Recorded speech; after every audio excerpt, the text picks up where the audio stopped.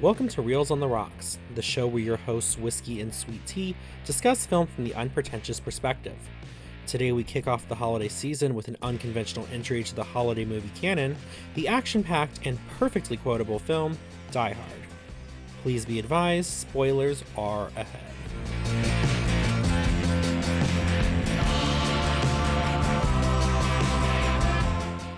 Ho, ho, ho! Now we've got a podcast. I mean... Welcome everybody. So it's December. We've got our Christmas themed movies, and we thought we'd start with Die Hard, a holiday classic, the controversial holiday classic. Well, so I picked this one because you've never seen it before. The first question that I guess we're going to tackle, or at least for you, is this a Christmas movie? I watched it. I do not think it's a Christmas movie. This is my argument. If you take Christmas out of the equation, it doesn't affect the plot. So I kind of agree. And also I decided, because if this was set at the North Pole, yes, it is definitely a Christmas movie. I was under the impression that it was released during Christmas. When was it released? July 20th, 1988. So it was a summer blockbuster. Now, here's the thing. I'm kind of all for people having, like, weird family traditions and stuff. Right. So if this is a Christmas movie... We are not telling you how to live. Yeah. Honestly, like, it's one of those things where I tend to kind of want more Christmassy things in my movies if I'm watching one during the holidays. But this one, like, if it's, like, a family tradition or you just really like this movie... more power to you. And one thing, actually, I was going to talk about this later, but one thing that actually stuck out to me watching it this time, because I'm paying attention for the show, is there's one part of the soundtrack that's really cool. Every time there's, like, a tense, like, moment, anytime there's some suspense, there's this percussive sleigh bell. Yeah, I did notice that. I think it's because every other time I've seen this movie, it's just because I'm watching it, but watching it now, I'm like, oh, that's a nice touch. Yes. That's like a very Christmassy sort of, again, like it hardly comes up kind of at the beginning, but So because my family they're a huge fan. They love this movie. My mom's like, it's a Christmas movie, and I was like, okay, I will see if it is officially a Christmas movie this time. And so I watched, and I counted. They only make 4 Christmas references in the script, and they are so far spaced out that I'm like, I don't think it's a Christmas movie. And then there's only one Christmas song in the soundtrack. And it's at the very end. Exactly. Which, I mean, we'll talk about the soundtrack. It's a classic song. I was going to wait until later to talk about the soundtrack, but I also love Ode to Joy is a big part of the movie. Mm-hmm. And I don't know if you're... when they open the vault. I don't know if you're aware of this, but they it's sort of like an unofficial theme to the franchise, because later on in trailers for new movies and stuff, they would play Ode to Joy during, like the action part stuff. That's interesting. And they usually actually have it somewhere in the movies later on. Especially in like the later crappier ones where Fox was really trying to push the nostalgia. A good day it's to like, Die Hard. Exactly. Bum, bum, bum, bum, bum, bum. But yeah, it's funny how they just chose some, royalty-free music to have like when you're seeing them open the vault and all the money. Right. And it became kind of this thing where even today there's like 2 movies I associate Ode to Joy to, and it's this and then A Clockwork Orange, but because they both Clockwork Orange is for different reasons. Yeah, very different Mozart reasons. Fascination. Beethoven, actually. I'm sorry, Beethoven. I apologize. You're thinking not all German composers look alike. You're thinking of the film Amadeus. No, but I was just watching parts of that earlier. Yeah, it's an interesting it was something I was going to touch on later, but the soundtrack's really interesting, and it's something you don't really pay attention to until you're listening to it. But I do like that they have little Christmas touches. I liked the use of Ode to Joy. But otherwise, I mean, not a lot of music in this movie. Mostly you'll hear that percussive sleigh bell thing a lot, because they don't have like a lot of like very noticeable music in a lot of parts, just kind of like some instrumental stuff to get the action going a little bit. But yeah, so this being your first time, what'd you think of it as? So, as I told you last night, I have a lot to say. You didn't tell me that last night. But I thought I texted it to you. Tell me, because I'm very curious. I enjoyed this movie. Good. And I did not think I was going to. And actually, I watched it again this morning. Because I watched it with my family. because my mom was like, "Oh, we'll watch it with you. It'll be fun, family bonding." Okay, it's some weird family bonding. Oh, dude. But okay. First time I watched this was with my family. It's a great family film. John McClane's getting his wife back, reuniting with his family. It's a whole. But so we watched it. So the first time I was like, I didn't like really get it during the first watch. Like there was nothing wrong with it. I didn't have anything wrong with it, but I didn't really get it. What I mean by that is people really point to this as like, an outstanding action film. Film. And I was going to say that to me, this as well as like some other films like the Terminator movies or like more recently Mad Max Fury Road are like the gold standard of action movie. It's not too over the top. Usually they will have like a good simple premise that you don't have to like really think too hard about. I'll push back on over the top. I do think the movie's over the top, but in a good way. But and also just in parts. Like obviously when he jumps off the top of the building, John, what are you doing? What are you doing, John? You crazy. Well, and then we had well, there's also like clever ways that they raise the tension. And so I should have done this before. This is based on a book. And the book does have similarities to this movie, so I'm not exactly sure what was the filmmaker's idea and what was the book's idea. One series I follow on YouTube that's really good is Cinefix's What's the Difference? And they talk about book and movie differences. So I should have watched their one on this, but I'm bad. So I'm not exactly sure what was in the book and what wasn't. But one thing I thought was really striking to me, especially the first time I saw this movie, was just the simple not having shoes on for the entire movie. It's such a weird idea. Like, and it's set up in such a funny way too. It's like he's trying to take that guy's advice on the plane. Like, oh, you know what's the best after a long flight? Take off your shoes and socks, get onto carpet, and just ball your feet up into fists. And it's like, wondering how many people have tried that to be like, does this really help me feel better after I land? I'm sure multiple people in 1988 tried that immediately. That or they saw the movie and saw what a pickle he got into for taking his shoes off and were like, nope. Something tells me most people are not going to end up in an explosive firefight with thieves. But it's also something I kind of feel like the sequels to this movie were lacking. Because again, it was such a clever little thing that's always in the back of your mind and he's always thinking of it too. Every time he like guns down a bad guy, he's seeing if their shoes fit him. Yeah. And they never do. And it's such a weird thing for the hero to be having to deal with the fact he doesn't have shoes. And then they use that. Well, it's also commentary on how much more of a man he is than the bad guys. Because they're always too small. Ooh. Oh, you know what they say about guys with small feet. In Europe, they go by the hands. I wonder why. No, but that was something that really stuck out to me when I saw this as a kid, because I just thought that was such a weird, interesting idea.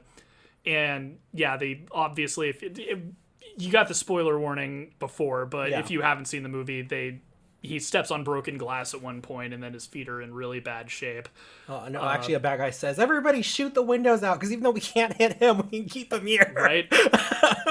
Oh, man. But yeah, it's such a good, like, and that too. I'd actually, not this most recent time, but I think like the last time I'd seen it had been a number of years, and I was kind of wondering if it would hold up as much as I was expecting it to, and it did. I say surprisingly a lot of it did hold. There were a couple tiny things that really don't affect the portrayal of the movie at all, but for the most part, it does hold up very well.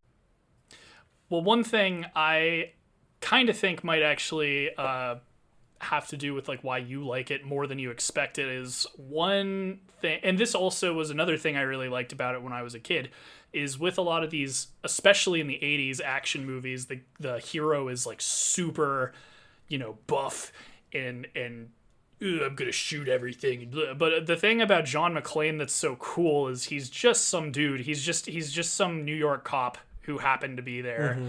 And he's not like some super tough badass. Like obviously he's a police officer, he's not Arnold Schwarzenegger. He's not every day like running around with his shirt off, like just shooting people with a machine gun. Like he has experience in law enforcement, but probably just your typical stopping people for tickets and like maybe arresting like a drug dealer or something, but nothing. Well, he's at least trained in stressful situations of Yes. having a weapon, which I'm going to talk about the importance of that later, but go on. Yes, absolutely. But I think, and that's why Bruce Willis has tended to be like one of my favorite action stars, because he usually tends to play more. This is like my favorite action franchise for the most part, because it's always, John McClane.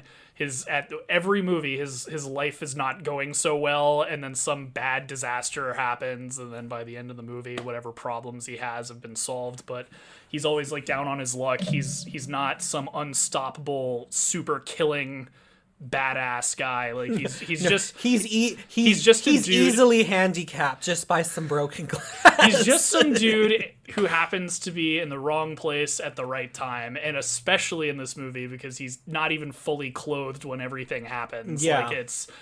And that's why, he's and that too. In most action movies, they just happen to take their shirts off and start shooting. But in this, it's like, oh, he was like decompressing and he was freshening up. Yeah, freshening up, probably changing into something a little bit more I love that appropriate he for didn't the party. he felt the need to look for shoes, not a shirt though. I'm like, seriously, you could have taken a shirt.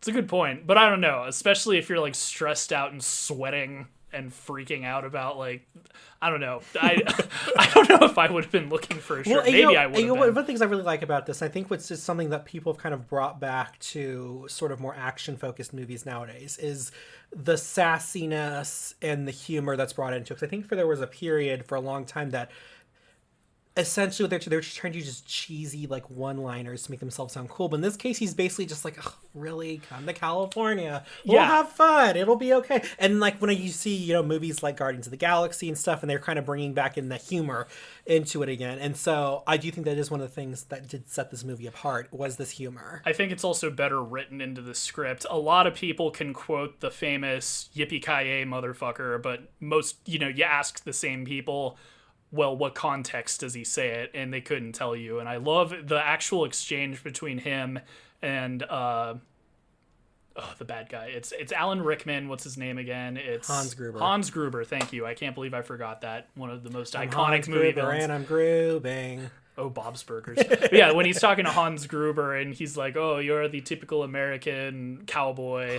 Well, I was quite partial to Roy Rogers. You're not Roy Rogers riding off with Grace Kelly, and he corrects him. I forget who he says. He corrects him, and then he says something else in yippee-ki-yay motherfucker. But it's like, again, it's such a famous, like, quippy kind of line in the movie, but it's this conversation. I think that's also the first proper time he talks to Hans Gruber. Mm-hmm. So it kind of sets up their dynamic for the whole movie, where he's making fun of the whole cowboy sort of thing, like tongue in cheek, like, oh, haha, you think I'm a cowboy? I'm just, and the writing was really good. A lot, actually. This was another thing I was going to talk about later, but might as well now. Like this is another one. I'm always talking about setup and payoff this whole year, right. This whole season. I keep talking about, but this is another one where every single little detail is accounted for in the script, and like right. the premise of the movie is really simple, but the characters are really fleshed out. All of the relationships are really fleshed out. They were so smart. They even foreshadowed the sequel in the opening scene. Probably, and I actually wonder if you noticed what I'm about to mention. But at the beginning of the movie, his wife, they mentioned that she got a Rolex as a gift from the cokehead guy. The one that was like hitting on his wife and stuff. Now, at the end, when Hans Gruber is hanging off the side of the building, he's holding on to his wife. What's he holding on to? Her Rolex. And so when he unhooks the Rolex and it comes off her wrist, it's also kind of, if you want to be artsy film student-y about it, it's like, a symbol for like how she's... Does that mean she's leaving her job for him? I hope not. Maybe. I don't not. think she does in the sequel, if I remember. Quite frankly, he's divorced by the third movie. Well, I mean, yeah, they keep ending up in situations like this. I would say yes. Again, you haven't seen any of the sequels, but the sequels are always John McClane's at the worst part of his life, and then something happens, and then by the end, my mom you, described most of them to me today, so I know I've seen parts of the second one because I remember that's the one at the airport. I don't like that one as much as this one. She was describing to me, I'm like, Mom, you do realize, DC has 2 airports, right? They could just land at the other one. I don't see that's one, and maybe So I need maybe to see, some. I need to see if there's a reason why they can't do it or something. Maybe some of our listeners will get mad at me for saying this, but a lot of people have said the second one's as good as the first one. Because 4 and 5 are like their own. They're in their own worlds. Like they were made long after anyone cared about this series. So I'll just talk about the original 3. I like the third one a lot, and I think Die part Hard of with a Vengeance. yeah, and I think part of that is just Sam Jackson, like him Samuel Jackson just being himself. pretty much. He's like a good kind of co-star because John McClane's like Sam Jackson's character is so much louder and he's like cursing and like he's playing his typical role, and something about him just works perfectly against Bruce Willis. But the second one, I was not a big fan of it. I didn't like that there was like. Because you do have some pushback from the police in this movie, but there's this character in the second movie who's such an idiot. Sipowicz. Oh no, he's not Sipowicz. He plays Sipowicz in NYPD Blue. He's and that's the thing. Like everyone I've ever talked to who likes the second one is like, oh, but it's really cool how he has like an antagonist that's not really. And I'm like, I at least my suspension of disbelief.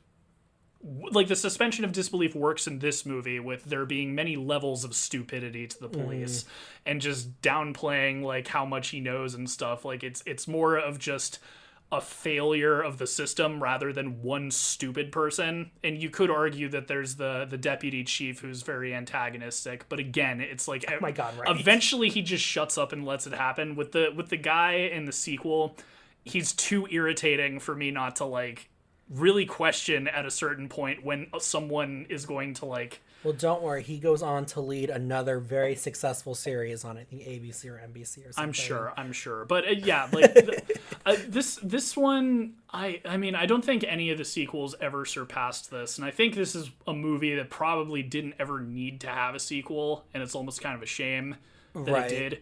But yeah, like even so, back to the Rolex. That's the sort of thing that I don't think I've noticed every I will other say time I did watching appreciate this about this movie is that literally everything that's mentioned does come back, and not in a super obvious way that you can be like, where you can be like, oh, I know what's going to happen. Or I know this is going to happen. Now, I will say I did know about when I heard him talking about the thing on the plane because I've seen the Bob's Burgers musical thing. Yeah. I knew about that, but everything that's kind of set up, you're talking about set up payoff, does have a point in the plot that doesn't seem superfluous or extra. Well, and it doesn't shove things. Again, for all I know, it's been a while since I've seen this, so I don't know if I noticed the watch last time or any previous time I've seen this, but I noticed it this time, and it's so subtle you wouldn't notice it, but when you're watching it and you're paying attention to it, you're like, oh my God, it's the watch that the jerk gave his wife when he was trying to hit on her.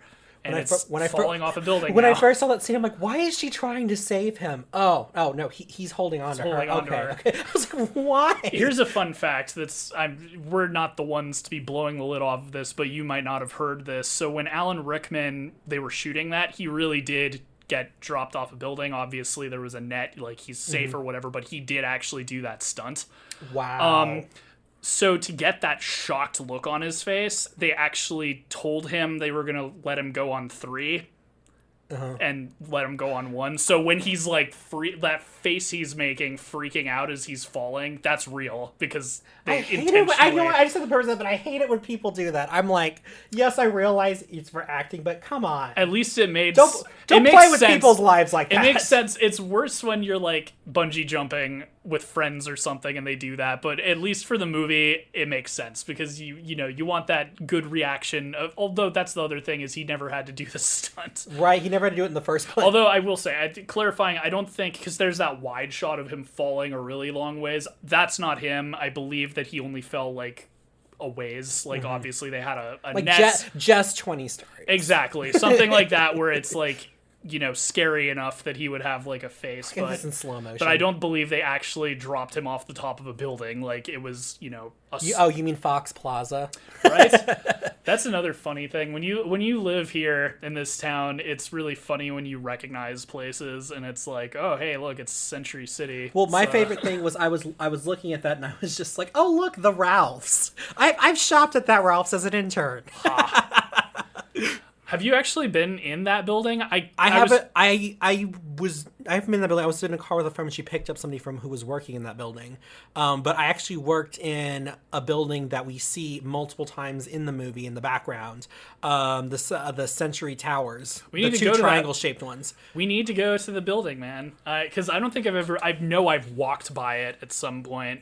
Because it's another one of those where I forget what the building looks like until I see the movie, and then I'm like, oh. Well, you know what's interesting is because I was looking at the box I have for the DVD, and I was like, this looks like, because of the way the building is designed, this looks like it's a movie about, unfortunately, about 9/11 because it looks like there's two separate towers with an explosion at the beginning. It's funny because I know exactly what you mean. Every time I see the cover art to Die Hard, I'm like, ugh, because it looks, and it's one of the few things that didn't age well. Well, it's funny because they had no idea. Right, it's 1988. They had no idea what was going to happen in the future. But it's the same thing like Spider-Man, the first Spider-Man, used the two towers a lot in their marketing and stuff because it was shot before 9/11 happened, and they had to like edit it out of the movie.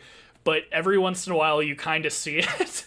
Like you'll see the buildings mentioned. And also that was a big thing too, was like when that movie came out, there was a lot of like red, white, and blue color themes and stuff. So it's what a weird... Because it isn't two separate towers, just the thing in the middle creates a shadow. So it looks like two separate skyscrapers.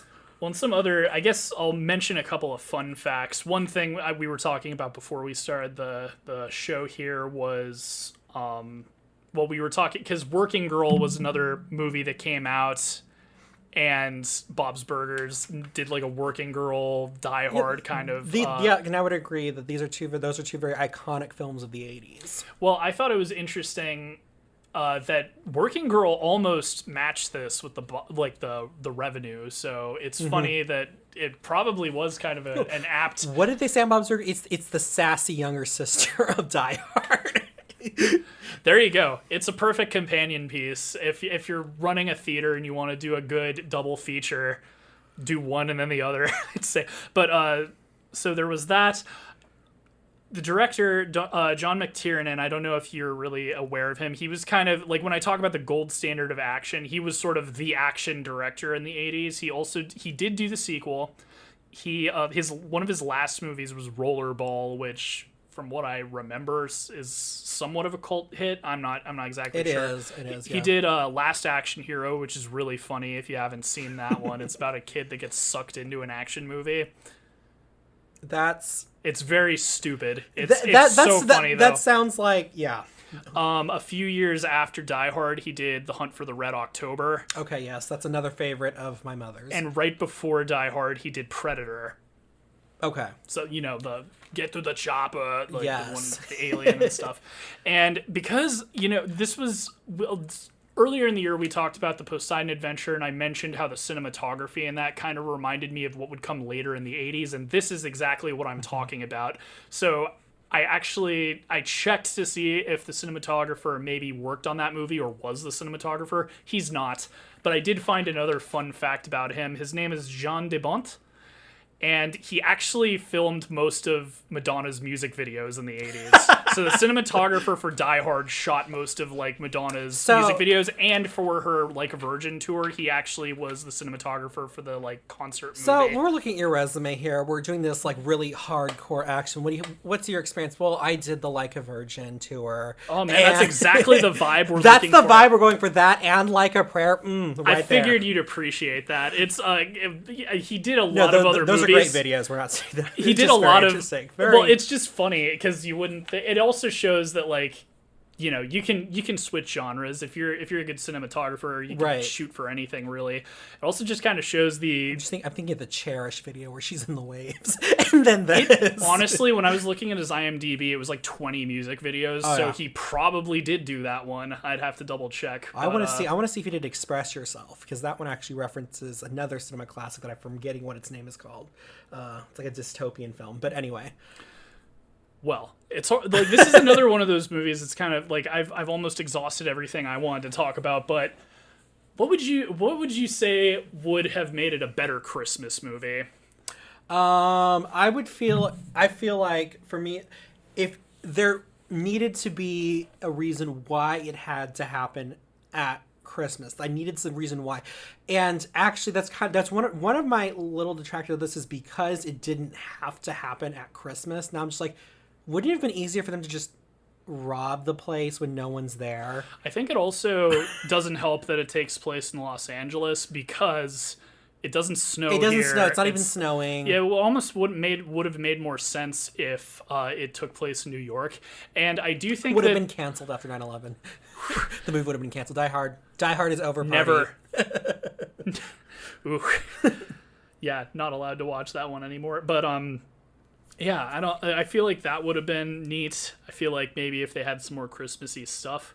It's interesting that this has taken on such a I was trying to point this out to my little brother. My brother was like, they're all like, oh, it's a Christmas movie. And so every time something Christmassy would pop up on screen, like he would walk by like a Santa on someone's desk. He's like, Christmas reference. I'm like, that is not in the script. It does not say he walks by a Christmas Santa. That didn't need to be there if you understand what's going on. And so that's my thing. Maybe it was. Maybe it was in the script. Maybe it was in the script. He walks by obviously the one where... Maybe you should read the book, and it'll have all the Christmas references. Actually, because of that, let me just ask you this, and I think I brought this up to you. So Die Hard's actually a sequel. The book it's based on is a sequel to another book that was already adapted called The Detective, who starred... Guess who? Bruce Willis? No. Harrison Ford? No. Jean de Bont? No. Frank Sinatra. Oh, yes. So he was actually offered the role of John McClane in this movie. So this was actually all in that Cinefix video I was talking about that I should have watched freshly, because they talk about all of this. That's like that's like my big thing that I knew about this movie. Yeah, no, and I remembered, wasn't Sinatra like... He was into it. He was like 80 at the time. Yeah, wasn't he actually considering it though, or was he? See, what I heard is it was more of a formality. He wasn't actually going to take it, but they had to offer it to him because they were legally required to. Personally, I would have loved to have seen him accepted the role, and I think all of these lines being said by an 80-year-old man would be like 9 times more hilarious. Not that they are. No, I think it would have been a terrible movie. No offense to Frank Sinatra, it would have been like Bad Grandpa. Well, I mean, that's the thing. You see it now because a lot of these action stars, they're putting them in, like, you know, Arnold's back in the Terminator movies and stuff, and it's like they're baiting people's nostalgia, but it's like, it doesn't matter if Arnold is in the movie or not. It's also like, I want to remember him as he was in the original Terminator. Well, and it's also like, you can tell he's old. I know you don't say that to their faces because you don't want to offend them or whatever, but it's like... They didn't even get him back for Kindergarten Cop 2. Which is a shame, because Kindergarten Cop is, in my opinion, one of his best. They literally just got another person who's built like him and has an accent. Wasn't it actually Jean-Claude Van Damme? No, it wasn't him, but it was another guy. Now I almost want it. Well, anyway, not the movie we're talking about. I know, sworn it was Van Damme. It was like, we just need somebody young. But the worst part is he wasn't even that young. He was still 50 in this movie. And that's the other thing with Bruce Willis being so good in this movie is, one, he just fits the role of, like, gruffle, like, New York cop. Mm-hmm. But also, he had comedy chops. One of your favorite shows is Moonlighting. Yes. And for all we know, some of his better lines could have been improv. Again, I'm not exactly sure what was in the script, what was in the book, whatever. But I wouldn't be surprised if the Yippee-ki-yay line was actually him just off the cuff. Yeah. Exactly. And I think it worked well with his delivery. Again, if putting Frank Sinatra in this role, even if you remove age from the equation, I don't think he would have delivered the lines the same way. Like, there's just something about Bruce Willis, especially in this era, where he just had this kind of charisma to him that added to that he doesn't have anymore. Well, again, he wasn't. Now he's like, just even when he was on Friends, it was just like, I don't know.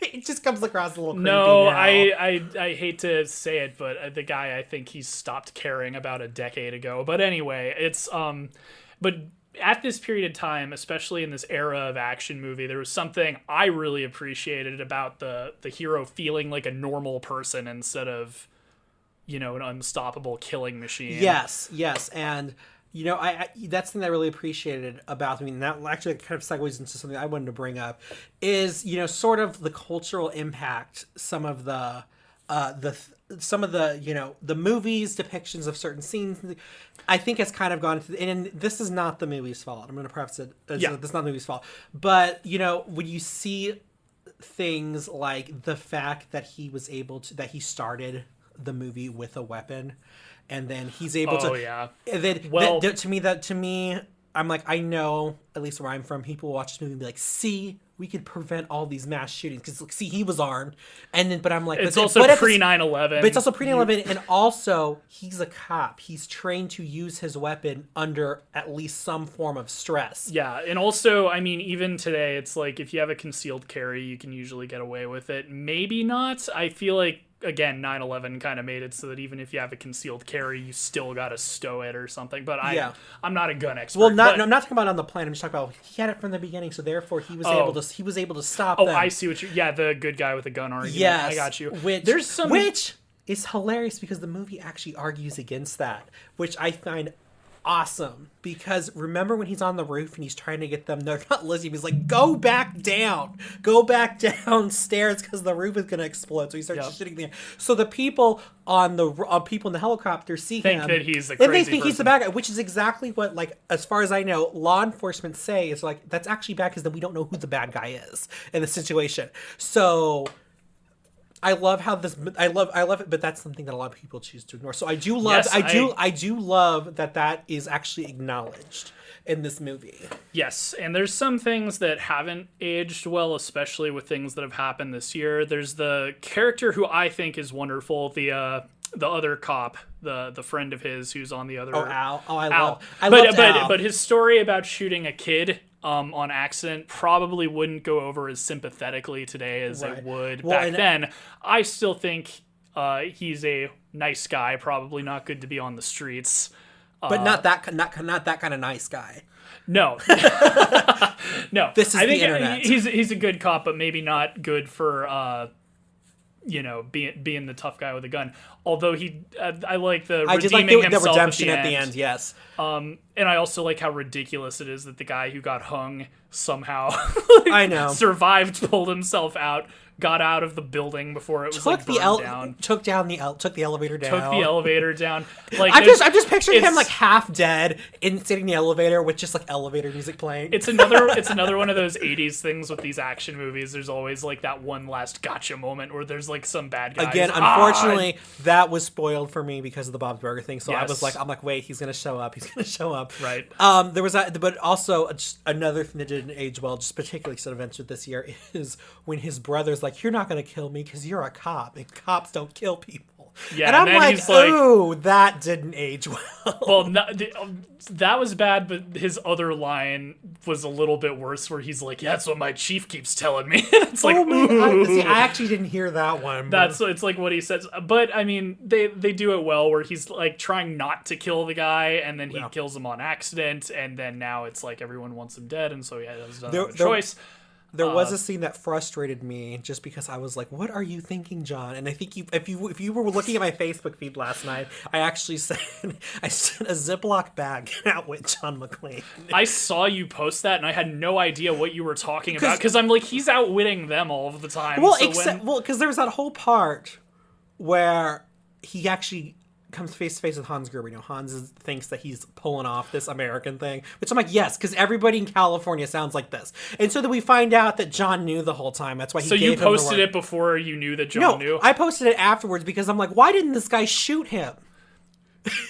Why? It is a funny thing where it's like, oh, he's so clever, but when you think about it, you're like, he could have just saved himself so much effort if he just. Boom. Yeah, exactly. Like, if you knew it was Hans Gruber, it's still I still like it, even though it makes no sense. I like the bit where it's almost like he's so cocky, like he's messing with Hans, like, haha, I knew the whole time. I also do, you know what's interesting is this movie is actually very, as much as it's beloved by, I do have friends who are on the far right who love this movie for what I would call the wrong reasons. This movie does do a lot of justice towards responsibility. John also stops when they're like, we've got this. sorry we gave you a hard time, we're going to take care of this. He does stop until they start screwing up again. Yeah. Like, he does stand down Exactly. and let the police do their job when it is, assumed that they will do a good job. And it's also and it's a cautionary tale about why the good guy with the gun myth doesn't work. The everyday guy who's really well is somebody who is trained to use firearms under duress. Well, and these are not things that are intentional, but I think these are things that work. Absolutely, but I think especially kind of with the mindset of the 80s, like action movies were probably more popular in that decade than ever. And a lot of it was kind of a power fantasy, and I think that's also part of why this film was so successful at the time. Because it doesn't again, seem like a power fantasy. As someone who enjoys good works of fiction, I appreciate that John McClane is regular Joe. People who want that power fantasy are going to insert themselves as John McClane because they're regular Joes, and they're going to think, if I was in this situation, I would do this. Yeah. Well, and then another thing that I like is they kind of really, the people with the power fantasy are kind of, brought down a peg when that guy's like, it's just like Saigon. I'm like, dude, calm down. Then the helicopter blows up. No, but I loved his partner. He's like, dude, I was in junior high. I loved that. If I would be there with you. I'm like half your age. I'm just over here like, I like that I don't know if that was the point, but the power fantasy guy is quickly, extinguished. Yup. Well, okay, and also, I mean, again, if you're watching our show, you've already gotten the spoiler warning, but one thing I really appreciate about the box, anytime you see this on streaming or whatever, they do not spoil the fact that they're not terrorists. It's always a terrorist organization has taken over the Nakatomi Plaza. No, if you've seen this movie, you know that that's all an elaborate ruse so that they can fake their death and escape with the money. Which, if they robbed it when no one's there, they wouldn't even have needed, but, It's funny, right? Yeah, if they just waited for the part. They literally made it as complicated as possible for themselves. You could make the argument that they didn't know... No, you know why? They needed the guy who built the building because they thought he had the combination. But they had a fail-safe already in place for that. I guess they were just trying to see if it would happen the easy way, but... The director's like, no, stop. Don't ruin my story with your logic. Right? Or the author of the book. I mean, again. I need to read the book, But, yeah, you're not wrong. That was my biggest problem with me, but it doesn't ruin the experience for me. So I was okay to let it go, but I was just like... It's all about suspension of disbelief. I was like, wouldn't it be easier if they did this maybe 3 hours later when everyone went home and won't be back for the next 2 days? Well, and if anyone doesn't understand that term listening, what I'm talking about, suspension of disbelief is basically every movie you could pick apart. It doesn't matter how logically sound it is. You can always find some BS to it wouldn't work that way or something. Suspension of disbelief is it's believable enough that you can ignore the logical fallacies in it. And really, that's what you judge a movie on, not how literally, realistic it is, because then no movie would work, because you always have to come up with some sort of convenience to make the plot go along. That being said, you can't make a blunder so obvious that literally everyone, and I saw this on a TV show, when they find a cell phone and they need to call the police, but they can't because it's locked. And literally everybody on the face of the earth has a phone that says emergency call, press here. Some people don't know how to activate that, but that's what I was going to say too. If you double tap. The person who found the phone was a cop. I'm pretty sure she knew. Exactly. but that's suspension of disbelief, and it's sort of a subjective thing because some people say, "Oh, this movie's too ridiculous for me," but I feel like if a movie works for most people, it's just ridiculous enough though. It's funny, if you ever take a screenwriting class, they always use the man in the dress thing, oh, how do you get the man in the dress, which I'm like, why are we even still talking about? But anyway, it's how do you... He identifies as female. Was that hard? It's not hard anymore. The time they came up with that metaphor for the writing. Yeah, but notice it wasn't the woman in the suit. Right?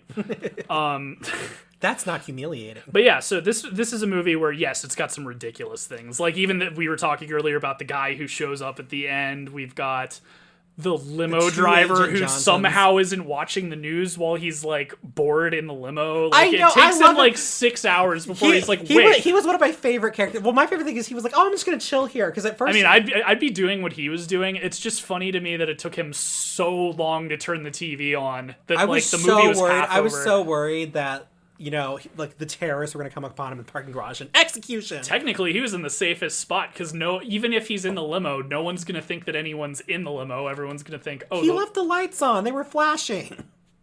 well, most of the bad guys were inside anyway. They were inside, except when they pulled the van full of explosives around. Yeah, under the building. while he was still in the car, not Again. noticing anybody. Again, that didn't age well, because 5 years later, they tried bombing the World Trade Center the same way.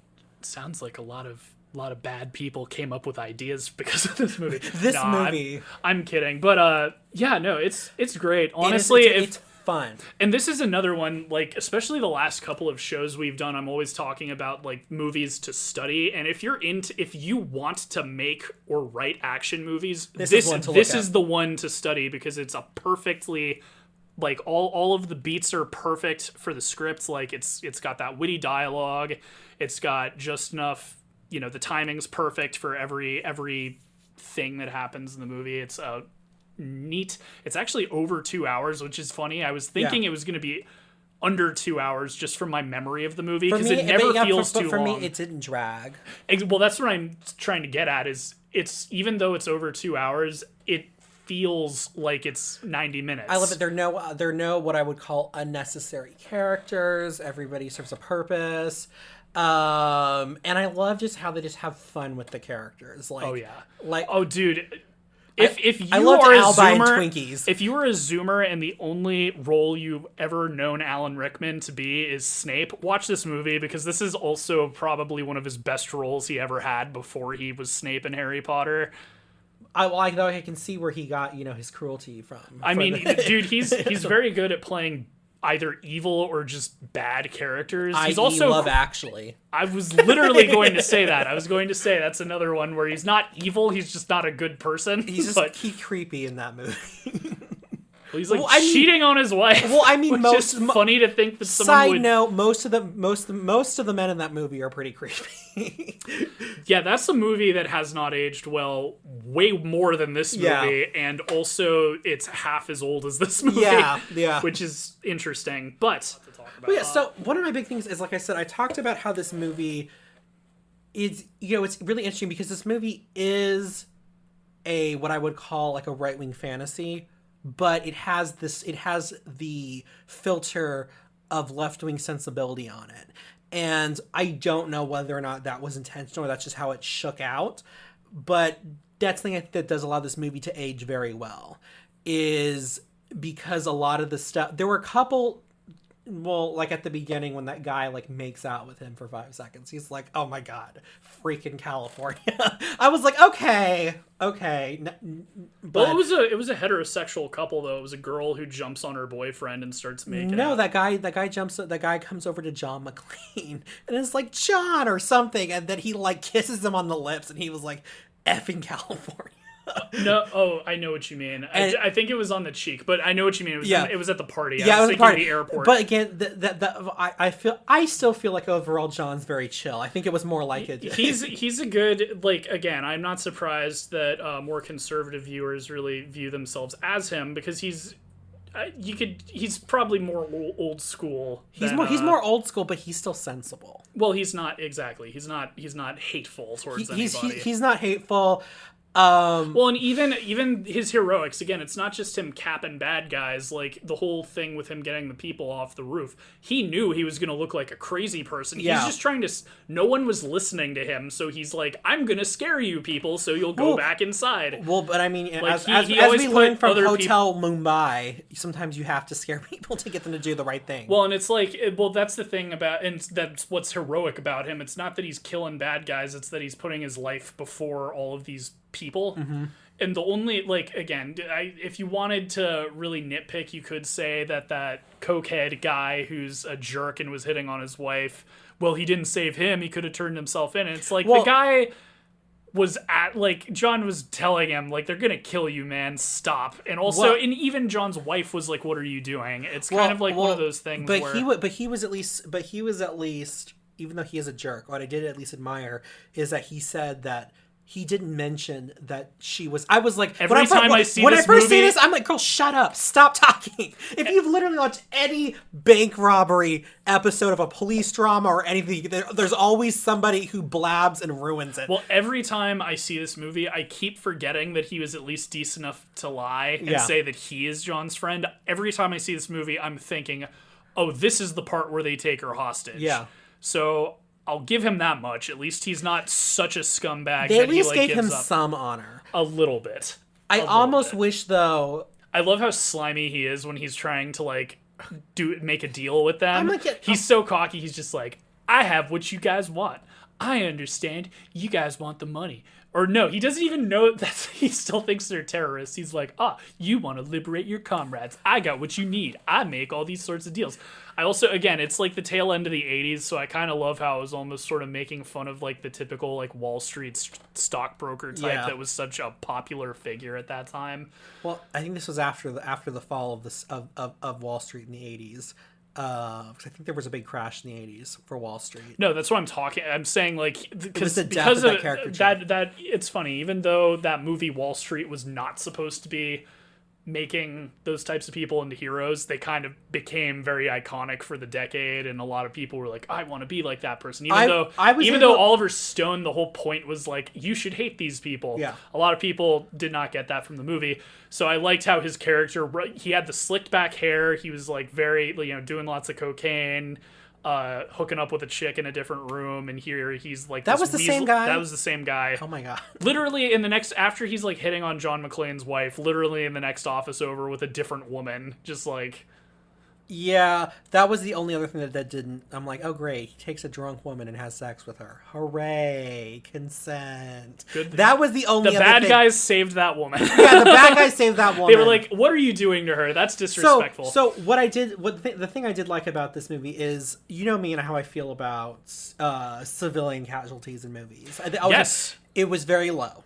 Oh yeah, it was literally just those two guys at the beginning. Exactly. I still feel so bad for them. Beginning and then towards the end. Who was at the end? The cokehead guy. No, well, yeah, okay, yeah, I forgot about that. Yeah, but like, I feel like it was kind of more of a situation he put himself in. He wasn't just like... No, exactly. But I know what you mean, because I know civilian casualties bother you. People are always just like, why is that bad? They're not that important. I'm like, that's the point. We're over here being like, they're not important. They are. They have lives and stories. The body counts all with the bad guys. Yeah. And then the two federal agents who act like idiots. But like I said, that to me, that was justified. Yeah, there are a few police officers, like the ones who are in the tank, that get blown up and stuff. That was sad, but it happens enough off. I mean, like, we see the explosion, we don't. Since we don't, I know what you mean. You don't try to see. We don't see it happen on screen. Seeing them die. But so I really enjoyed it also wasn't very gory or bloody. This is another one where the gruesomest scene is when he's pulling glass out of his own foot, and that's the only scene that because I saw this when I was a little bit younger than I. It was one of those where I was starting, like, my parents would let me see things like A Fistful of Dollars and stuff like that. Uh-huh. Like, things that are R, but, like, not that disturbing by, like, today's standards. And so this was one of the first R-rated movies I watched, and the only part that bothered me was the glass in the feet. Mm-hmm. But, yeah, it's another one of those, like, we were talking about another movie recently where I was like, oh, why is it rated R? Oh, it was literally our last episode. Yeah. Planes, Trains, and Automobiles. This is another one where it's like, okay, the gunshots are a little bit more graphic, but not that bad. There's definitely the guy who gets his, shot in the head, and they've got the big explosion out the back of his head. That's pretty graphic. And then there's the topless woman. Yeah. And there's the glass in the feet. But it's one of those where I did have a problem though with the topless woman photo in the HVAC that we keep coming back to because he gets lost. I was like, yep, you can tell this was made by men. I'll give it a pass because it's funny. It literally could have been anything, and just having some goofy picture on the wall would have been. It could have been like, I don't know, like maybe the guy's whatever. It's whoever he has works, a balloon fetish. something like it doesn't even have to be sexual. I just like I don't know, some little quirk like that. But it was just so oddly placed, like just one random spot in the middle of the HVAC system. I'm like, Right. what? I'm like, okay, somebody has some fun here. some maintenance guy. Some maintenance is, guy not working as hard as enjoys he himself should. here. Right? I really appreciated is how restrained the movie is. And I do think that's all one of the reasons why it's really popular with people, is even if that's not the reason why people give, I think it is the fact that it is pretty restrained and most of the body count is just with the bad guys. No one I've ever met dislikes this movie. I've never met someone who hates Die Hard. And it's because it's so good. And that too, I again, doing some of my light research, I wasn't aware that this was nominated for a bunch of four Academy Awards. Oh, which ones? You know, the usual sound mixing, editing, special effects. Oh, that sort of obviously thing. Best Picture. No, not Best Picture. Mostly technicals. That like action sci-fi movies will always go up for like technical awards, and more recently superhero movies are always. Well, I put nominated. superhero movies in the sci-fi category. Well, my point is like things that are usually not considered like quote unquote serious movies will usually, if they're good enough, they'll probably win technical awards, and that's usually what I. I mean, but this did not win. It did not win any Oscars, though. It was nominated for 4 Oscars. I'm sure there was like that though. I mean, there you go. It makes you kind of want to. This is why I call it light research, because I should have seen what it lost to. But I mean, 88, there was some really. You know what? It actually probably one loss is another movie that came out in 88 that is another classic. Is Who Framed Roger Rabbit? Oh, I love that movie. That won all of the technical awards for everything, for editing, for sound editing, for sound mixing, for special effects. So, I think Die Hard lost to Roger Rabbit.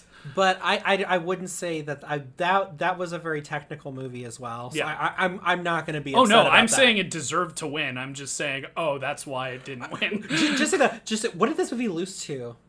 Roger Rabbit. Again, it's just out of context. It sounds funny. It sounds funny, but if you really think about it, that movie again. You don't realize how many Oscars Roger Rabbit won that year. Yeah. Basically, anything involved with special effects, it took the Oscar for it. Like it's, so that's probably why I lost. But yeah, it's this is a movie this is a movie I was surprised. It's critically acclaimed. It made a ton of money. It has aged very well. I've Mm-hmm. never met anyone who is offended by it, and I dare anyone to try and cancel it because just knowing me, did you think I was going to be like, this is garbage? No, when I was came in actually today. no. I thought you were going to like it because there was no way you wouldn't. The only thing I was actually excited for you to explain was your whole John McClane would get fooled by a whatever, because I was like, what are you talking about? Like and again, you explained it on the show, so I get you now, but I was just like a Ziploc bag. Yeah, I just was so confused by whatever that meant. But yeah, no, I had full confidence you were going to like this. And I'm not surprised that you did, but I'm glad you liked it. And it's a movie that I didn't think I was going to enjoy. I really enjoyed.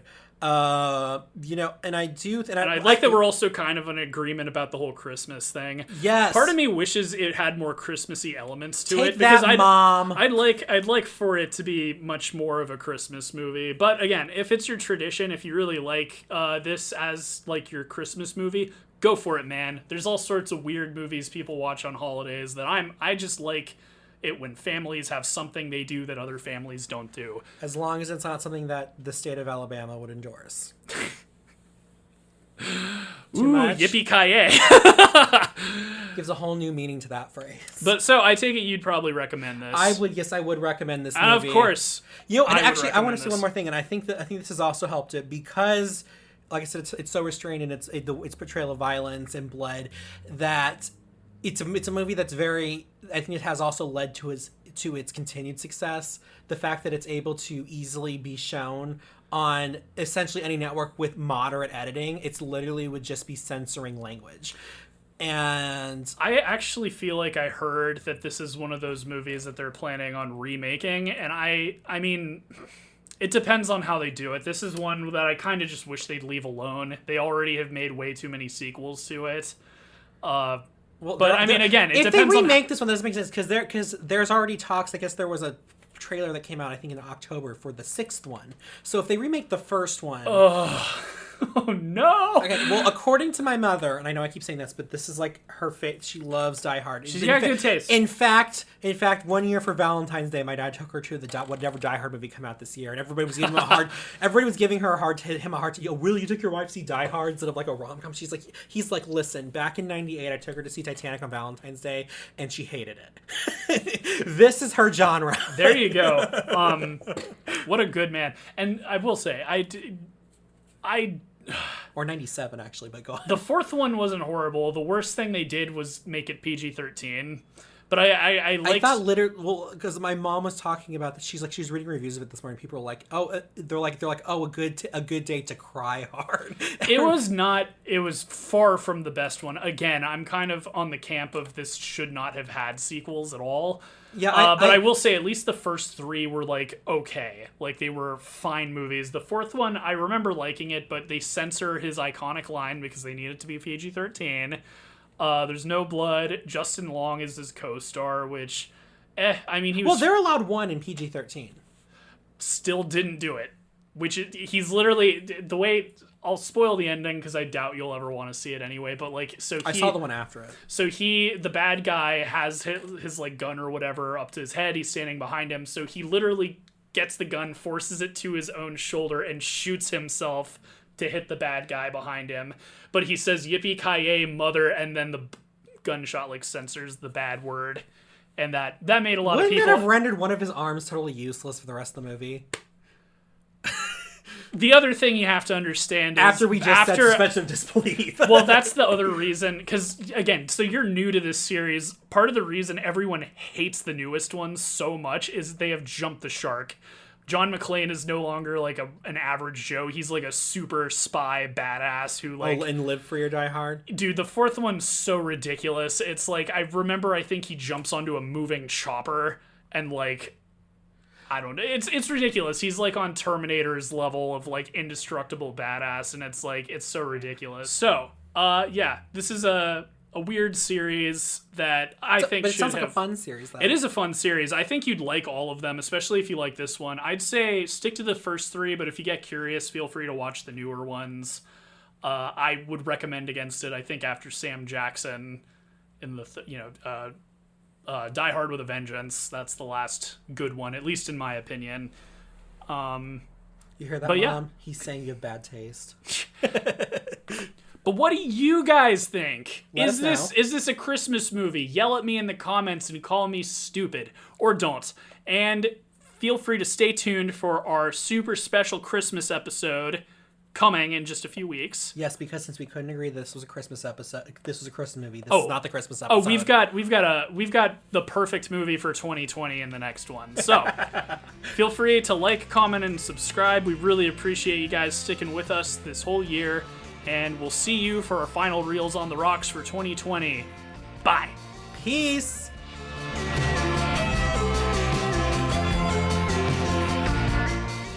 Reels on the Rocks is a production of LaPrince Laboratories. It is edited by Pat Mars and produced by Alejandro Castillo, with original artwork by Asa Esparza.